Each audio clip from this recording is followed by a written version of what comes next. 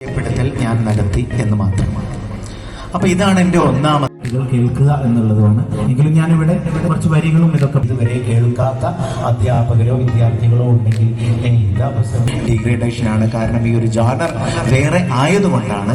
ചന്ദിരപ്പുതു കേട്ടപ്പോൾ നിങ്ങൾ എല്ലാവരും ഒപ്പം പാടുകയൊക്കെ ചെയ്തു അല്ലെ? അപ്പൊ ആ രീതിയിൽ ഇത്തരത്തിലുള്ള പാട്ടുകൾ, ഗസലുകൾ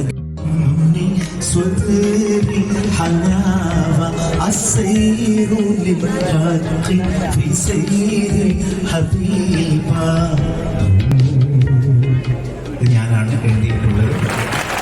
എൻ്റെ ഷർട്ട് വേറെ, എൻ്റെ തൊടി, എൻ്റെ വീട്, എൻ്റെ പറമ്പ്, എൻ്റെ അമ്മ, എൻ്റെ ഉപ്പ, രണ്ടും വേറെയാണ്. അപ്പൊ ഞാൻ ആരാണ്? ഞാൻ എന്നത് ഈ ശരീരത്തിന്റെ, മസ്തിഷ്കത്തിന്റെ ബൈ പ്രോഡക്റ്റ് ആണോ അതോ വേറെ എന്തെങ്കിലും ആണോ എന്ന ചർച്ച ലോകത്തുടനീളം നടക്കുന്നുണ്ട്. എങ്കിലും അതേക്കുറിച്ച് ചിന്തിക്കാവുന്നതാണ്. ഞാൻ എന്ന് നിങ്ങളെ പറ്റി വിചാരിക്കുമ്പോൾ, നിങ്ങളുടെ ഉള്ളിൽ കണ്ണാടിയിൽ അണിഞ്ഞൊരുങ്ങുമ്പോൾ നിങ്ങൾ കണ്ണാടിയിൽ കാണുന്ന നിങ്ങളുടെ ശരീരമാണ് ഞാൻ. അത് ഞാനാണോ? എന്റെ കണ്ണട എന്ന് പറയുന്നത് പോലെയാണ് എന്റെ ശരീരം എന്ന് പറയുന്നത്. ഞാൻ വേറെ, കണ്ണട വേറെ, ഞാൻ വേറെ, ശരീരം വേറെ. അപ്പൊ പിന്നെ ആരാ ഞാൻ? ചിലർ പറയും ജീവൻ, അത് എന്റെ ജീവനാണ്, ഞാനതല്ലല്ലോ. പിന്നെ പറയും ആത്മാവ്, അത് എന്റെ ആത്മാവാണ്, ഞാൻ വേറെ, ആത്മാവ് വേറെ. പിന്നെ ആരാണ് ഞാൻ? അതന്നെയാണ് ഞാനും ഇങ്ങനെ ചിന്തിച്ചുകൊണ്ടിരിക്കുന്നത്.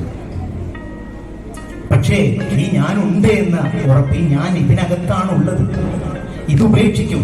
പക്ഷേ ഞാൻ എന്ന മഹാരഹസ്യം ഉൾക്കൊള്ളുന്ന ഇതിനെ നന്നായിട്ട് നോക്കണം, ഇതിനെ കുളിപ്പിച്ചു കൊടുക്കണം, ഇതിന്റെ നഖം വെട്ടിക്കൊടുക്കണം, ഇതിന്റെ മുടിയെ ചീകി കൊടുക്കണം, ഇതിന് നല്ല ആഭരണങ്ങൾ ധരിക്കണം, ഇതിന് നല്ല വസ്ത്രം ഇട്ട് കൊടുക്കണം. കാരണം ഇതൊരു ചില്ലറ കാര്യമല്ല, ഇതിനകത്തിരിക്കുന്നത് ഞാനാണ്. ഈ ഞാനിവിടുന്ന് പോകും. നിങ്ങളുടെ വീട്ടിൽ നിങ്ങളുടെ ഉമ്മ മരിച്ചു, ഉമ്മ ഇരുന്നിരുന്ന കസേര ഉണ്ടായിരുന്നു, ഉമ്മ മരിച്ചു കഴിഞ്ഞാൽ അത് ഉമ്മ ഇരുന്നില്ല, അതിനെ കൊണ്ട് തൊടുക്ക് വലിച്ചെറിഞ്ഞാൽ നമ്മൾ വലിച്ചെറിയൂല. കാരണം ഉമ്മ ഇരുന്നിരുന്ന സ്ഥലമാണ്.